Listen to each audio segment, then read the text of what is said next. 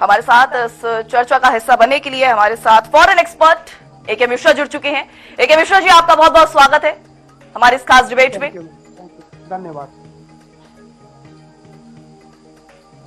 A K. Mishra ji, आप तक हमारी आवाज पहुंच पा रही है? जी बिल्कुल पहुंच पा रही है जी, बताएं। जी ए.के. मिश्रा जी, आपका बहुत बहुत स्वागत है टीवी 100 में। जी थैंक यू, धन्यवाद जी। क्योंकि आप फॉरेन एक्सपर्ट हैं तो इसलिए मैं आपसे जानना चाहूंगी, अगर देखिए अंतर्राष्ट्रीय स्तर पर अगर देखा जाए, क्योंकि भारत कि अगर सिर्फ इंडिविजुअल अपने तौर पर देखें तो काफी इंप्रूवमेंट बीते के कई सालों में देखने को मिली है, लेकिन अगर अंतर्राष्ट्रीय स्तर पर एक छवि की अगर बात करें, अंतर्राष्ट्रीय स्तर पर बात करें, तो भारत को किस स्थान पर देखते हैं सैन्य सुरक्षा के मामले में? देखिए, केवल सैन्य सुरक्षा के मामले में ही नहीं, अगर देखा जाए 360 डिग्री, अगर अंतर्राष्ट्रीय संबंधों और अंतर्राष्ट्रीय पटल पे भारत की इमेज क्या बनी है।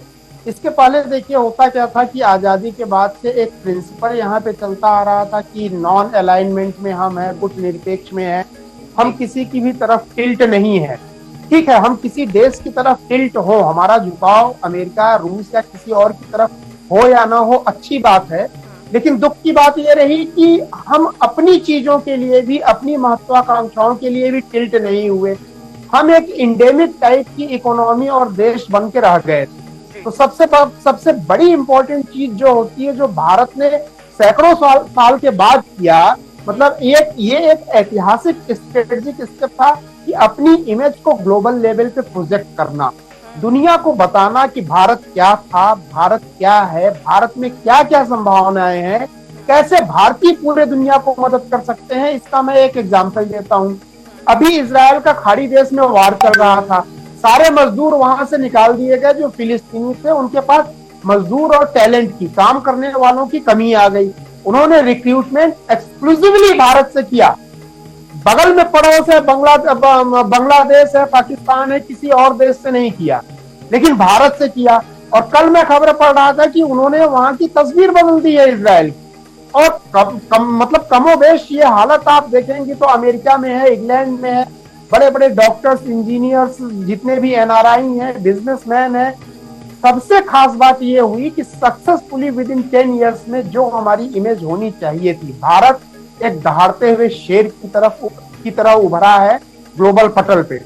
डिफेंस के मामले में अगर ये देखा जाए तो भारत की जो सुरक्षा नीति थी अभी तक ये होती थी कि हमें खतरा पाकिस्तान से है और चीन से भी हम मानते थे, तो हम केवल उसी चीज को लेकर के अपनी ताकत को जो है मजबूत करते थे।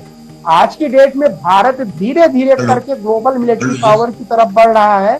इसका एग्जाम्पल ये है कि भारत भी ब्लू वाटर नेवी बनाने के जो है बहुत करीब पहुंच चुका है। ब्लू वाटर नेवी ही एक असली महाशक्ति की पहचान है। जिस दिन आपके पास full flag blue water navy हो गई, आप ये मान लीजिए कि आप दुनिया में मिलिट्री ताकत के मामले में एक महाशक्ति है।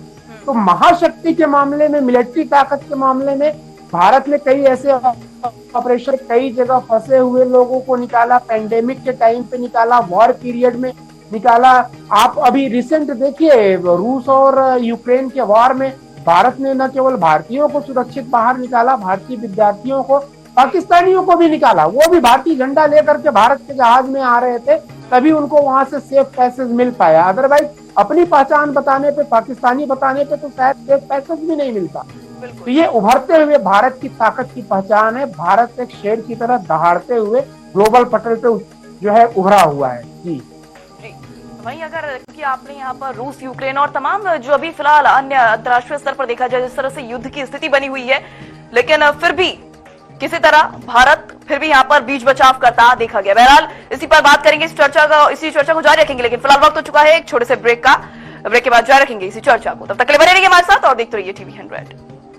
13 जनवरी पौष पूर्णिमा से 26 फरवरी महाशिवरात्रि तक महाकुंभ 2025 का साक्षी बन रहा है प्रयागराज का संगम तट। 45 दिनों तक चलने वाले पृथ्वी के सबसे बड़े मानव समागम में करोड़ों श्रद्धालु पुण्य की डुबकी लगाकर बन रहे हैं सांस्कृतिक एकता के सहभागी।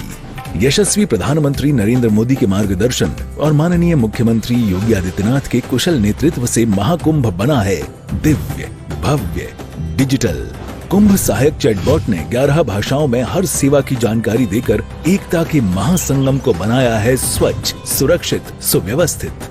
नए घाट, रिवर फ्रंट रोड, पॉन्टून पुल, फ्लाईओवर, चमचमाती सड़कें, पार्किंग, हजारों बस और ट्रेन, नवीन एयरपोर्ट टर्मिनल, आधुनिक टेंट सिटी जैसी सुविधाओं से पुण्य स्नान हुआ है आसान। महाकुंभ का है अटल संदेश, एकजुट हो अपना देश।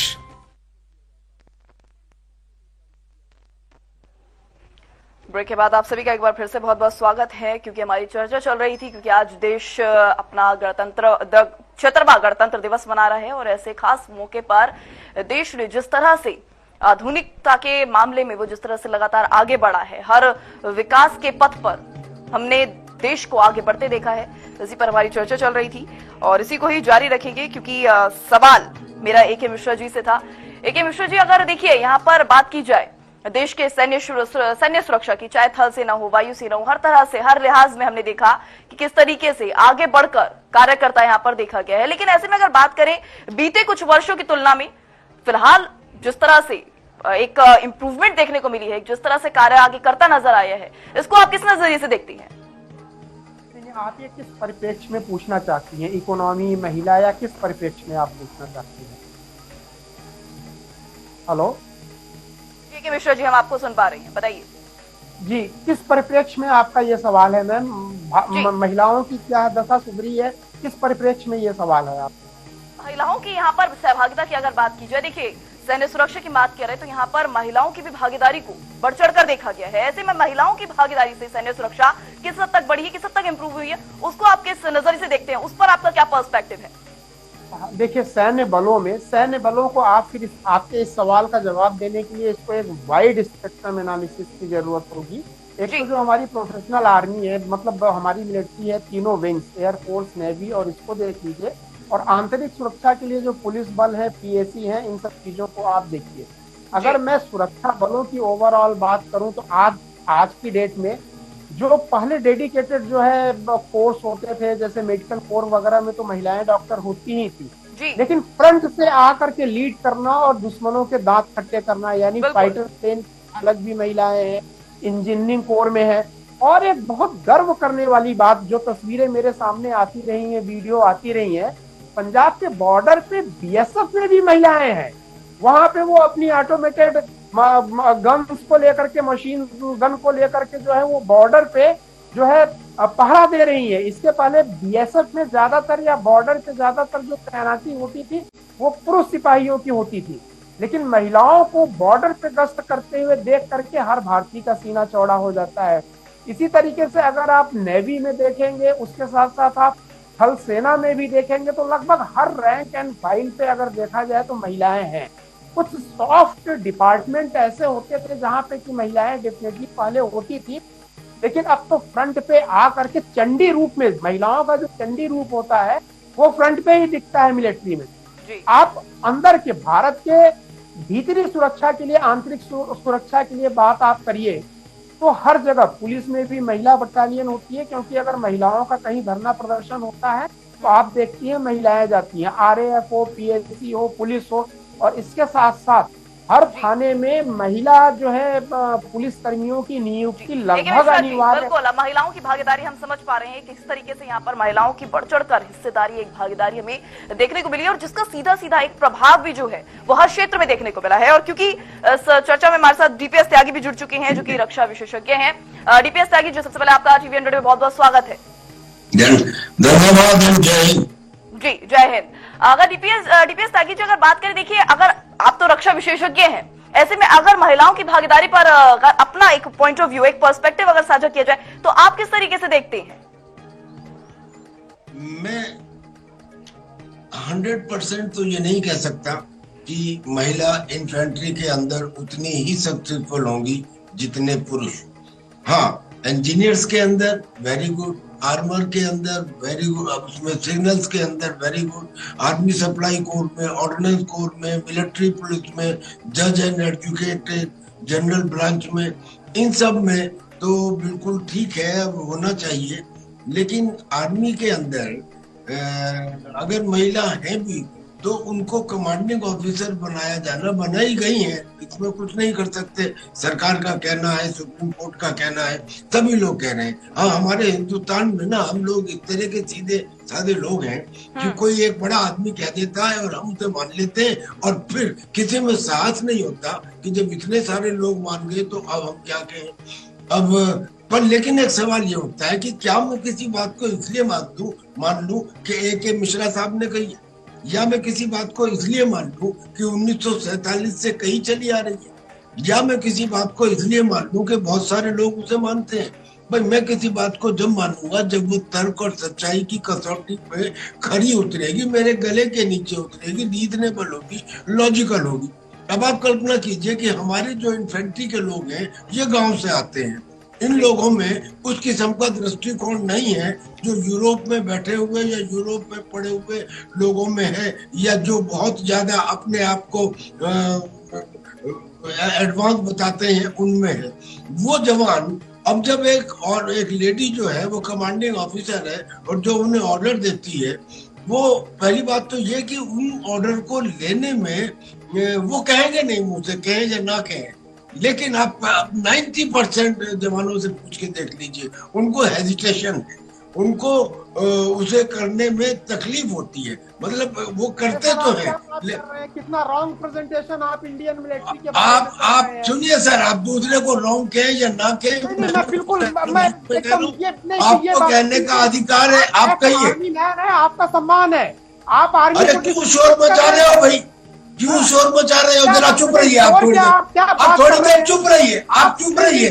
जैसे आपने मुझे भी कहने का हक है, मैं चैनल छोड़ के चला जाऊंगा। ये कोई भी कौन है ये मिश्रा? जो महिलाएं गांव से आएंगी उनको डेवलप नहीं किया जाता है। अरे तुमको शोर मचाने की क्या जरूरत? जो आप जिनको छोटा बोल रहे हैं, मचाने की क्या जरूरत है? यूरोप की महिलाओं से IQ में कम है, किस चीज में कम है? क्या आप शोर मचा के, क्या आप कर रहे हैं यहाँ? अरे भाई साहब, क्या आप चिल्ला के ये बात को प्रूव कर देंगे? मेरे को जो कहना है अरे मैं लॉजिक से कर रहा हूँ। अरे तो मैं लॉजिक ही तो मैं कह रहा हूँ कि मैं गलत हो सकता हूँ, मान लीजिए जी, आप इनका लॉजिक मान लीजिए, आप लोग कमांड लेते हैं। यार एक तो इनमें ये अकल नहीं है कि जब दूसरा बोल रहा है। आपने अभी कहा कि आप गलत भी हो सकते हैं, एक चैनल पर बैठकर आप, एक टीवी पर बैठकर आप इस तरह की बातें बोल रहे हैं और आप खुद भी श्योर नहीं है कि आप गलत है या सही है। सुनो मैडम, अरे मैडम, या तो इन्हें बंद कीजिए, नहीं तो मैं जा रहा हूँ। मैं ऐसे चलिए ठीक है, आप अपनी बातें कंप्लीट कीजिए। जी DPS त्यागी जी, बोलिए। मैं अपनी बात कंप्लीट करता हूँ। A.K. मिश्रा जी, बड़े सम्मान के साथ आपसे रिक्वेस्ट है, हो सकता है कि मैं गलत हूँ, लेकिन बीच में चिल्लाए ना। 100% गलत है, हो सकता है नहीं। सेना की सर्वोच्च कमांडर राष्ट्रपति में जो कि महिला है। अरे यही तो प्रॉब्लम है, करते हैं कि नहीं करते हैं? यही तो प्रॉब्लम है, यही तो प्रॉब्लम है। अच्छा, अगर कोई महिला कमांडर है तो कमांड को एक्सेप्ट नहीं। A.K. मिश्रा जी, एक बात सुन लीजिए। DPS त्यागी जी का आखिर विजन क्या है महिलाओं को लेकर? अगर महिलाएं सैन्य क्षेत्र में भर्ती लेती हैं या फिर उसमें शामिल होती है तो उनका उसमें क्या विजन है, एक बार जान लीजिए। जी बोलिए DPS त्यागी जी, बोलिए। ये कह रहे हैं कि मैं 100% गलत हूँ, मैं मान लेता हूँ 100% गलत हूँ, पर मैं ये बताता हूँ कि जो गलतियां हैं उन गलतियों को लोग बाग ऐसे मान लेते हैं जैसे वो गॉस्पेल ट्रूथ हो। आप मुझे ये बताओ कि आज चूंकि 26 जनवरी का दिन है, आज समीक्षा करने का भी दिन है। पहली बात तो ये कि हमारे स्वतंत्रता सेनानियों ने जो लड़ाई लड़ी, उस लड़ाई में उन्होंने कहा कि ये जो गवर्नमेंट ऑफ इंडिया एक्ट 1935 है, 1935 का गवर्नमेंट ऑफ इंडिया का एक्ट, ये खत्म होना चाहिए, ये काला कानून है, ये एक्सेप्ट नहीं करेंगे।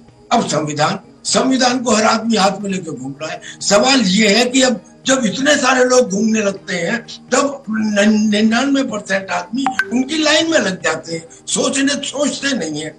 हमारे आज के संविधान की क्लॉज नंबर 147 मैं आज आपके चैनल के ऊपर बता रहा हूँ, जो अपने आप को बहुत ज्यादा तीसवार का समझते हैं वो पढ़ ले 147 को। 147 में लिखा हुआ है कि अगर कहीं कोई प्रॉब्लम आई, कहीं कोई कंफ्यूजन आया, कहीं कोई चीज समझ में नहीं आई, तो please refer to Government of India Act 1935। अब आप इसे कहते रहिए कि इंडिपेंडेंट का है, पर इसे छोड़िए। आजादी की बात लोगों ने कहना शुरू कर दिया, दे दी हमें आजादी बिना खड़क बिना ढाल। 90% लोग मानने लगे। भाई गलत, झूठ 100%। और मैं नहीं कह रहा, अब अगर एक मिश्रा जी इसमें भी टांग अड़ाए तो अड़ा के बता दे। मैं ये कहता हूँ कि सुनिए जरा, तुमने क्या बात हो रही है कि मेल वर्सेस फीमेल सैनिक, बकवास की बात करने, जब मैं बोल रहा हूँ तो मैं तो नहीं बोला। डीपीएस त्यागी जी, सबसे पहले मैं आपसे रिक्वेस्ट करना चाहूंगी मर्यादित भाषा का उपयोग करें। जी नहीं, डीपीएस त्यागी जी, एक बार मैं आपसे रिक्वेस्ट करना चाहूंगी मर्यादित भाषा का उपयोग करें। मैं इनके बीच में बोला क्या? मैं इनके बीच में बोला क्या? मैं हर पॉइंट को बता रहा हूँ जो आज तक आपने अपने चैनल पे नहीं सुना होगा। चीजों को गलत रिप्रेजेंट कर रहे हैं। मैं गलत कर रहा हूँ, मान लिया, मगर कर तो रहा हूँ। मैं तो अपना लॉजिक दे रहा हूँ। मैं अपना लॉजिक चाहिए ना, ये कौन होते हैं बोलने वाले? नागरिक है तो गलत नहीं करना चाहिए। सुनिए, ठीक है, हाँ ठीक है, क्या नहीं करना चाहिए। अरे मैडम मैं आगे मैं 2 बात और बताना चाहता हूँ। डीपीएस त्यागी जी बोलिए।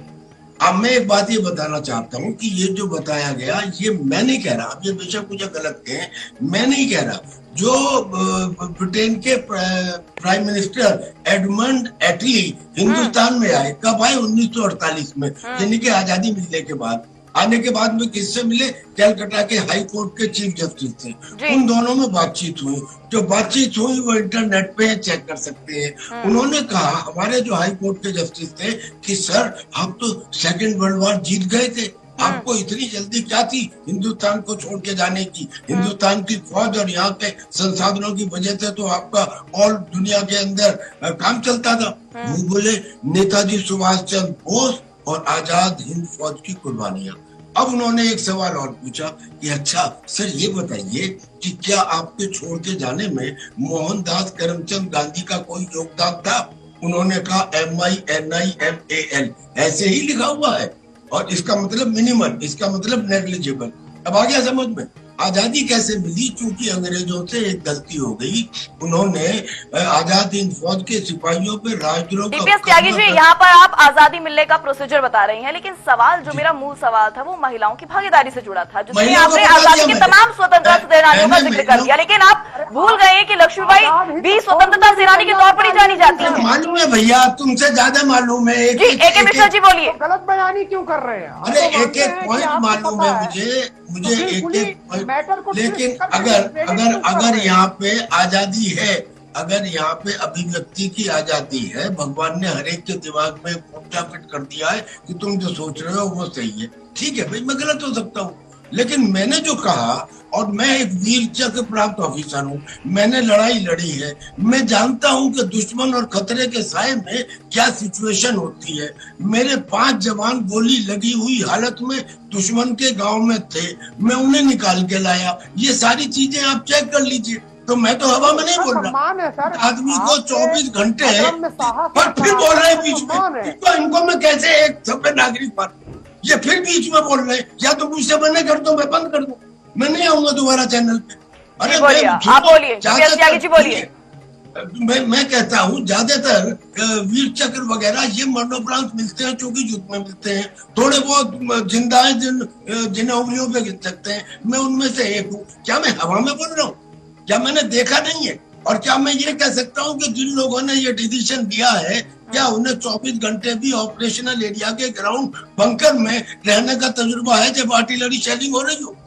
अब आ जाएंगे सब कुछ कहने के लिए, लेकिन मैं जो बोल रहा हूँ, मैं ग्राउंड के रेफरेंस को देख के बोल रहा हूँ। मैंने कहा कि महिलाओं का बहुत स्वागत है, हर पोजीशन में स्वागत है, लेकिन एक पोजीशन में स्वागत नहीं है, और वो केवल इन्फेंट्री बटालियन के कमांडिंग ऑफिसर के रूप में मेरी तरफ से स्वागत नहीं है। बाकी अब जैसा हो रहा है वैसा होने दीजिए। और महिलाओं के अलावा कोई दूसरा सवाल हो मैम तो पूछो। मैं आज इतना जरूर कहना चाहता हूँ कि हाँ साहब, जो काम आज हुआ है ऐसा पिछले इतने सालों में नहीं हुआ। कुंभ, इतना बड़ा कुंभ, 10 देशों की आबादी नहीं होगी जितने वहां पे आ गए हैं श्रद्धालु। और कश्मीर तक रेलवे स्टेशन किसी ने सोचा तक नहीं होगा। और फिर क्वेड की मीटिंग होने वाली है, और फिर ऐसे व्यक्ति को बुलाना। मतलब महाकुंभ में श्रद्धालु आ रहे हैं, वहां पर श्रद्धालुओं की भीड़ दिख रही है, उससे भी आपको ऐतराज है? नहीं, ऐतराज नहीं, मैं तो कह रहा हूँ तो अच्छी बात है भाई। ये देश ने काम किया है, मैं तो उसकी तारीफ कर रहा हूँ कि कुंभ का होना और इतना बड़ा मेले का आयोजन करना, दुनिया में इसका कोई समानांतर नहीं है। ऐसे ही जो कश्मीर के लिए रेलवे लाइन बन रही है, ऐसा तो कभी सोचा नहीं, हो गया, कितनी बड़ी बात है। मतलब मैं तो इसकी बहुत तारीफ कर रहा हूँ, सर झुकाता हूँ। इतना ही नहीं, क्वेड की मीटिंग होने वाली है, इतना ही नहीं, एक और बात, इंडोनेशिया के प्रेसिडेंट को बुलाया गया। क्यों? इंडोनेशिया से हिंदुस्तान सेम पेज के ऊपर नहीं है, यूनाइटेड नेशंस में भी नहीं है, और चीन के मामले में भी नहीं है, उनका झुकाव चीन की तरफ ज्यादा है, लेकिन फिर भी उसे बुलाया क्योंकि इसको नजदीक लाना है। और अब चूंकि ब्रिक्स में इंडोनेशिया को शामिल कर लिया गया है, और तो और उसको इंडियन ओशन रिम एसोसिएशन में भी शामिल कर लिया गया है, तो हिंदुस्तान को इंडोनेशिया के नजदीक आने का मौका मिल रहा है। यानी कि उसे बुलाना हिंदुस्तान के दूसरे उन देशों के साथ जो हमारे साथ सेम पेज पे नहीं थे, रिश्ते बनाना है। ये तारीफ की बात है, ये मैं तारीफ कर रहा हूँ। लेकिन ये तारीफ करने के बाद अगर समीक्षा में कोई एक आध दो बात ऐसी कह दी जाए जो ना पसंद हो, तो भाई उसके लिए गलत उठाना, बीच में बोलना, ये चीजें एक्सेप्टेबल नहीं है। मैं एक पढ़ा लिखा सिपाही हूँ जी, वो 1947 का जी हजूर वाला नहीं हूँ। मैं बीएससी हूँ, बी सिविल हूँ, मास्टर ऑफ टेक्नोलॉजी स्ट्रक्चर्स हूँ, और मैंने आपको बताई दिया कि एक सोल्जर भी हूँ। मुझे पता नहीं लगता कि मुझे अच्छा नहीं लगता कि कोई व्यक्ति जब मैं बोल रहा हूँ, चाहे मैं बीच में बोल दे, चाहे मैं कितना ही गलत बोल रहा हूँ। जो चैनल का है, आप मॉडरेटर है, आप मुझसे मना कर दे, मैं मना कर जाऊंगा, चुप हो जाऊंगा, मैं नहीं बोलूंगा, डिसिप्लिन सोल्जर हूँ। लेकिन मैं दूसरे लोगों की इस किस्म की चीजों को एक्सेप्ट नहीं करूंगा। आइंदा मुझे अगर चैनल पे बुलाना हो तो पहले बता देना कि भाई और उनके साथ आप चाहे जैसा करें, मेरे साथ मतलब आपके कहने का सीधा सीधा तात्पर्य है कि महाकुंभ में श्रद्धालु आ रही हैं, आप उसका भी खुले दिल से स्वागत करती हैं। यस, जम्मू कश्मीर में लाइन बिछाई गई, आप उसका भी तहे दिल से स्वागत करते हैं। बहुत बहुत लेकिन ज्यादा। सैन्य सुरक्षा के अंदर अगर महिलाओं की भर्ती होती है तो उससे आप संतुष्ट नहीं है?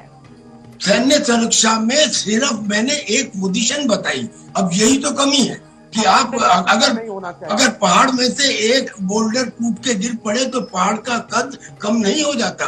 लॉजिक समझते नहीं है लोग। पानी जो है एक टेस्ट ट्यूब में लो तो उसमें सरफेस टेंशन इम्पोर्टेंट है, वही पानी नदी में है तो ग्रेविटी इम्पोर्टेंट। और सर तिनके तिनके से ही पहाड़ बनता है। चलिए ए.के. मिश्रा जी क्या कहेंगे आप इस पर? नहीं, देखिए, मैं एक चीज को ये मान सकता हूँ कि हालांकि महिलाएं वीरांगना रही हैं, हमारे देश में हजारों साल का युद्ध में इतिहास रहा है, उम्दा प्रदर्शन का, बेहतरीन प्रदर्शन का, पुलिस में, सेना में रहा है। अभी तक कुछ सालों पहलों तक इतना नहीं देखा जाता था, लेकिन इंडियन आर्मी ने महिलाओं के पोटेंशियल को देखते हुए, उनके सम्मान को देखते हुए चीजें ओपन, और कमांड लेना, कोई भी पोजीशन हो, देखिए सर्वोच्च पद जो सेना का है, राष्ट्रपति का है, वहां महिला बैठी है, और कई बार महिलाएं रही हैं, प्रतिभा देवी पाटिल भी राष्ट्रपति रही हैं, महिला रही है। तो सिपाही से लेकर के टॉप लेवल तक कैपेबिलिटी। और रही बात, जो लोग ये सोचते होंगे ना यूरोप की महिलाएं जी बहुत एक्सपर्ट है, उनका आईक्यू वो है, ऐसा नहीं। जब एक महिला या पुरुष आईएमए में जाता है ना, तो आईएमए ऐसी भट्टी है ना कि वो तपा के सोने को कुंदन बना के निकालता है। जो ट्रेनिंग आईएमए ही इन पुरुष लोगों को, इन बच्चों को एक लोहे के सैनिक, औलाद के सैनिक के रूप में बदल देता है। अगर महिलाएं जाएंगी तो महिलाओं के लिए भी ट्रेनिंग। आईएमए किसी के अंदर, किसी भी आदमी के अंदर आईएमए ब्रेक, ऐसा नहीं है कि आईएमए कोई पुरुष कैंडिडेट है तो उसको ट्रेनिंग ना अलग देगा और महिलाओं को, बल्कि महिलाओं को और ज्यादा अच्छी ट्रेनिंग दे सकते हैं उनको, और अच्छा ज्यादा फाइटर। तो ये बोलना कि कमांडिंग ऑफिसर के पोजीशन पे महिलाएं नहीं आ सकती हैं क्योंकि वो कमतर है, मानसिक या शारीरिक, मैं बिल्कुल इसके फेवर में नहीं हूं। और ऐसी बातें चैनल पे बैठ के हमें बिल्कुल नहीं करना चाहिए, बिल्कुल भी नहीं करना चाहिए। आप कोई भी हो, आप नेता हो, पॉलिटिशियन हो, एनालिस्ट हो, डिफेंस से रिलेटेड हो, कोई भी हो, मैं बिल्कुल समर्थन नहीं करता और मैं बर्दाश्त भी नहीं करता। सेना को डिस्क्रेडिट करना मैं बिल्कुल बर्दाश्त नहीं कर सकता हूं, क्योंकि हमने बड़े करीब से देखा है भारतीय सेना को, और 10,000 साल का युद्ध भूमि में हमारा इतिहास रहा है।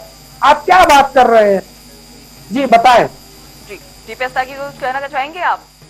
जी मैं कहना तो चाहूंगा, लेकिन भाई साहब से कहते ना बीच में ना बोले। जी बोलिए, आप बोलिए। कहना चाहता हूँ, सुनिए, individual examples can not be generalise. एक रानी लक्ष्मीबाई हो गई, इसका यह मतलब नहीं है कि हिंदुस्तान की आधी आबादी लक्ष्मीबाई हो गई। और जो आधी आबादी है उसमें हर एक लेडी में एक जैसी स्किल हो, ऐसा नहीं होता।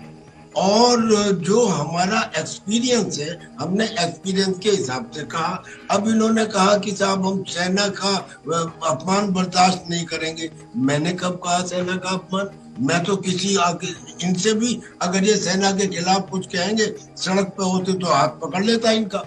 तो मैं भी नहीं कहता। मैंने ये कब कहा कि सेना का अपमान? मैंने सिर्फ ये कहा कि मैंने महिलाओं का अपमान भी नहीं किया। मैंने ये कहा कि महिलाओं को सब जगह रखो। मैंने ऑप्शन दिए हैं, इन्फेंट्री का, इंजीनियर्स का, सिग्नल्स का, आर्मी सप्लाई कोर का, ऑर्डिनेंस का, मिलिट्री पुलिस का।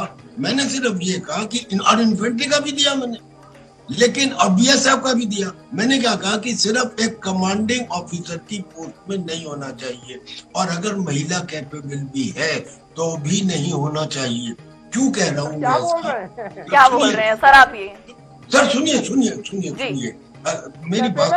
अच्छा, अगर मैं अब ये फिर बोल पड़े बीच में, अगर महिला, मेरी बात तो सुने यार तुम। मतलब अगर महिला कैपेबल भी हो तो इसलिए होना चाहिए क्योंकि हम अगर जीतते हैं तो हम इंडिविजुअली नहीं जीतते, हम टीम वर्क से जीतते हैं। यानी इसीलिए हमारे यहाँ फुटबॉल जिम्नास्टिक्स से ज्यादा तो मतलब टीम को लीड करने में महिलाएं सक्षम नहीं हैं। एक सेकंड, मैं एक लाइन और बोलना चाह रहा हूँ। बोलिए।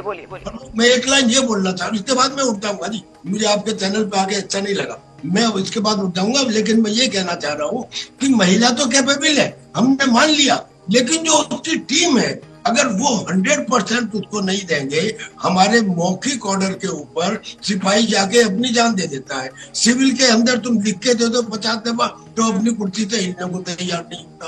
अब समझ नहीं टाइप ऑफ मोटिवेशन, वो टाइप ऑफ मोटिवेशन महिला तो कैपेबल है, मगर जो सिपाही है उनमें थोड़ी सी हिचक है।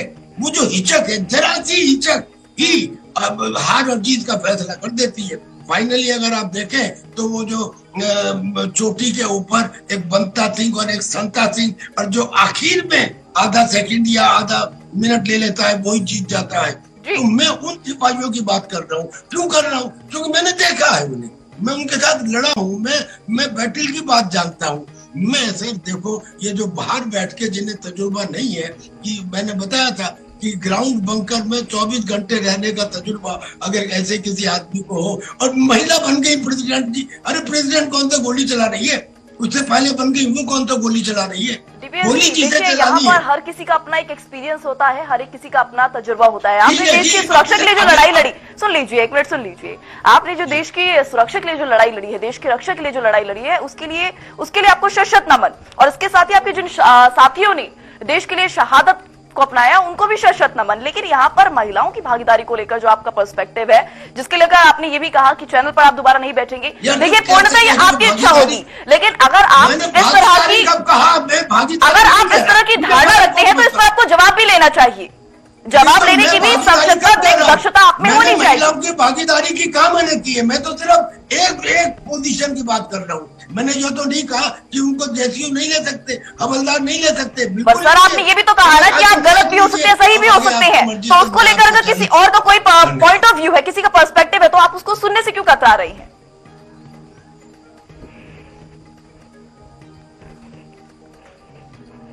जी AK मिश्रा जी, क्या कहेंगे आप इस पर? नहीं, देखिए मैं कतई सहमत नहीं हूँ, और जो हमारे भूतपूर्व सैनिक बैठे थे बहुत सम्मान है, लेकिन क्योंकि मैं कई बार इनको टीवी डिबेट पे देख भी चुका हूँ, हो सकता है मेरे साथ बैठे, लेकिन इनका प्रेजेंटेशन एकदम टोटली डिफरेंट था। मैं बोल नहीं सकता हूँ कि किस मानसिक अवस्था में ये बात बिल्कुल डिस्क्रेडिट करना या किसी तरीके से शंका करना। देखिए सवाल क्या है कि भारत का सिपाही से लेकर कमांडिंग ऑफिसर तक, लेफ्टिनेंट कर्नल तक जो भी लोग निकलते हैं जी, उनके लिए शिक्षण की एक व्यवस्था होती है। अगर कोई इन्फेंट्री में जाता है तो इन्फेंट्री में जितने लोगों के लिए एक तरीके के प्रशिक्षण की जो गुणवत्ता होती है, क्वालिटी ऑफ ट्रेनिंग होती है, सबके लिए होती है। तो महिलाओं के लिए भी ठीक है, थोड़ा बहुत फिजिकल बिल्ड, हाइट वगैरह के कम ज्यादा के हिसाब से वो इंडियन मिलिट्री एकेडमी वगैरह उसी हिसाब से तय करती है। लेकिन अल्टीमेटली किसी भी लेवल पे अगर इंडियन मिलिट्री की ट्रेनिंग लेके कोई निकलता है तो वो फौलाद बन के निकलता है। और वार पॉइंट, फ्रंट पॉइंट पे मैं आपको बता दूं, आप महिला तो छोड़ो, स्नीपर्स डॉग जाते हैं, अगर उसने कोई संकेत दिए तो उसके भी कमांड को माना जाता। अगर स्नीपर डॉग्स ने बोला कि यहाँ खोदो है, उसके भी। भारतीय सेना में, भारतीय प्रशासनिक कहीं पे भी, हमारे समाज में घर की जो सबसे मुख्य होती है वो भी महिला होती है। पोजीशन पे आप देखिए, प्रधानमंत्री इंदिरा गांधी रही हैं, राष्ट्रपति रहे हैं, बहुत सारे पॉलिटिकल पोजीशंस पे रहे हैं। तो ये एकदम गलत बयानी है और हमारे कॉन्फिडेंस को लूज करने की कोशिश मत करिए कि अगर महिला कोई कमांडिंग पोजीशन पे है तो लोग उसको मानेंगे नहीं। अरे क्यों नहीं माने? अरे और माने। मैं एक चीज आपको और बता, महिलाएं अगर किसी कमांडिंग पोजीशन पे है, किसी सीनियर पोजीशन पे है, तो they are far better performance in comparison men. आदमियों पुरुषों के कंपैरिजन महिलाओं की जो उत्पादकता होती है, जो क्वालिटी होती है, वो ज्यादा बेटर होती है और मैन पावर को वो अच्छे तरीके से हैंडल करते हैं। क्योंकि जो ममत्व होता है ना, केयरिंग नेचर जो होता है, वो महिलाओं में ज्यादा होता है जी। तो महिलाएं हमेशा ज्यादा बेटर परफॉर्मर रही हैं, ज्यादा बेटर लीडर रही हैं।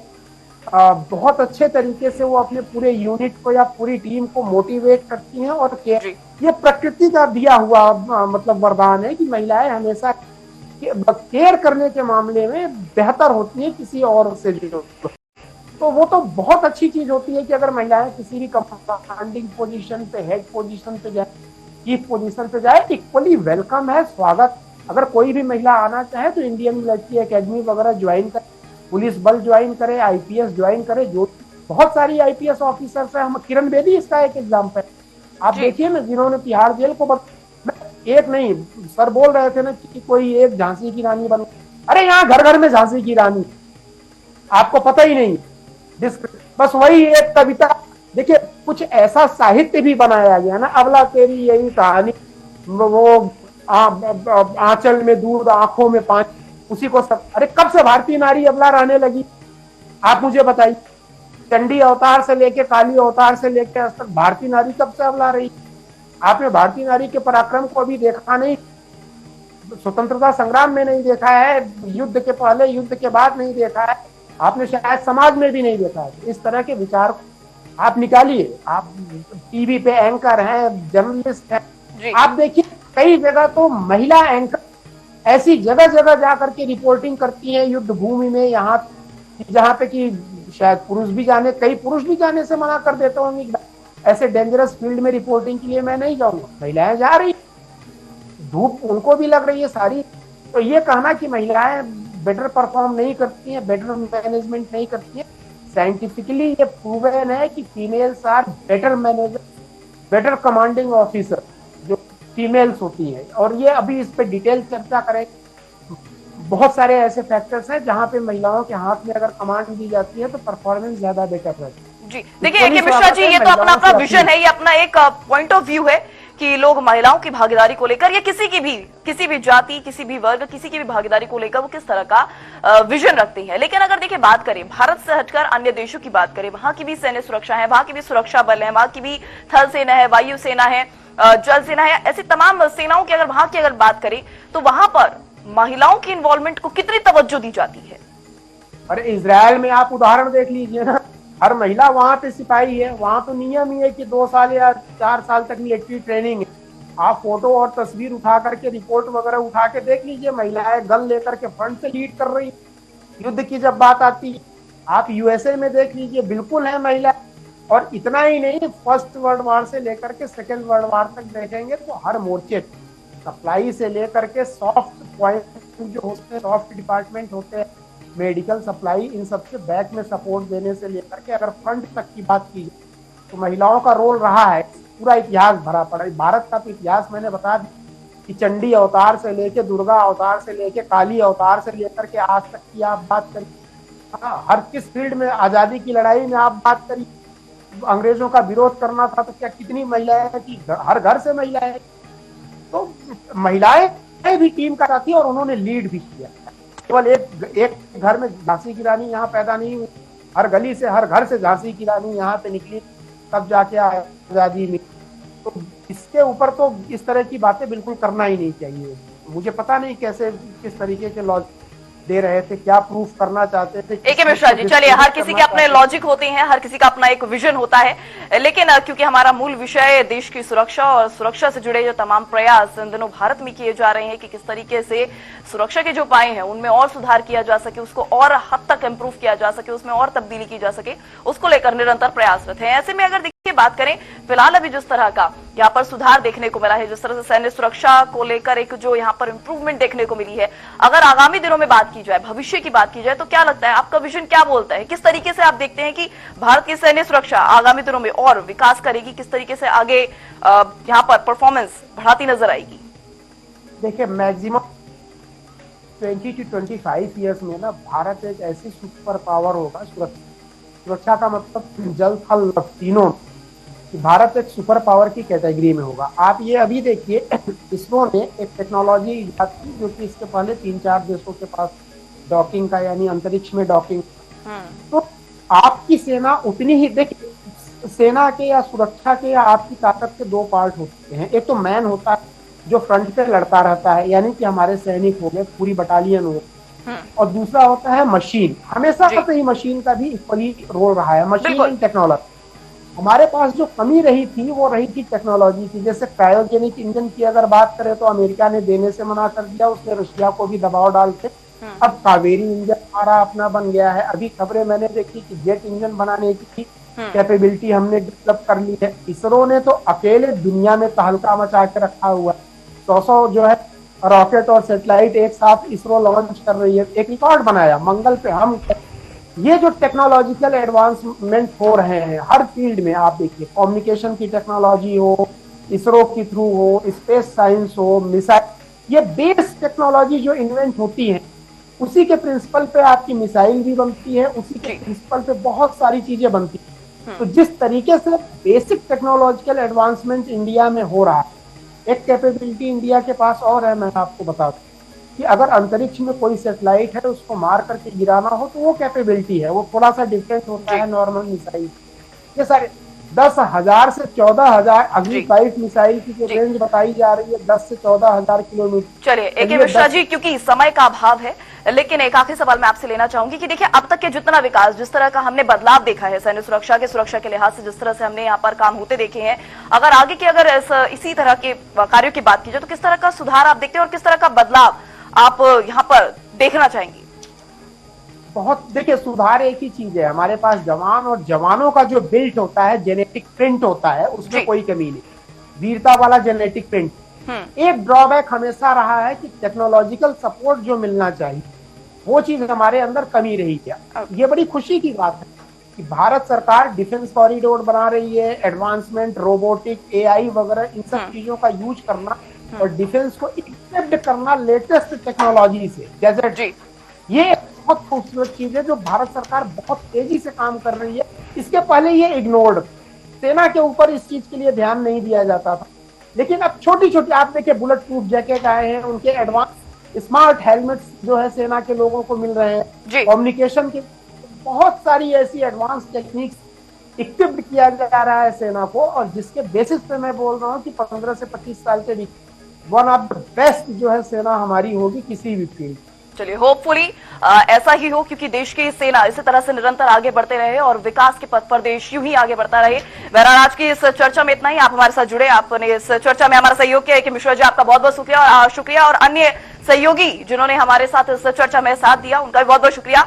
बहरहाल आज के इस खास चर्चा में इतना ही। इस तरह की चर्चाओं के लिए बने रहिए, खबरों के लिए बने रहिए हमारे साथ, और देखते रहिए TV 100। धन्यवाद।